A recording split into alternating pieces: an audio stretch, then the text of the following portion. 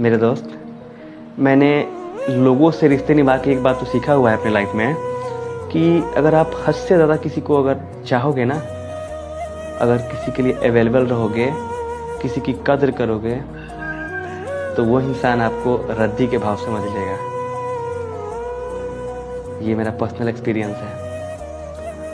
तो आगे से ऐसा करना कि किसी इंसान के लिए अगर आप कुछ कर रहे हो, थोड़ा सा एक बार सोचना कि जो काम तुम अगले इंसान के लिए कर रहे हो, क्या वही काम वो अगला इंसान आपके लिए बदले में करेगा क्या?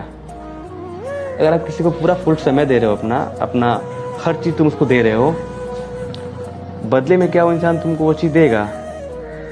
अगर आंसर आता है नहीं ना, तो वैसे इंसान से तुरंत दूरी बना लो, क्योंकि वो इंसान सिर्फ आपका इस्तेमाल करेगा और कुछ नहीं करेगा।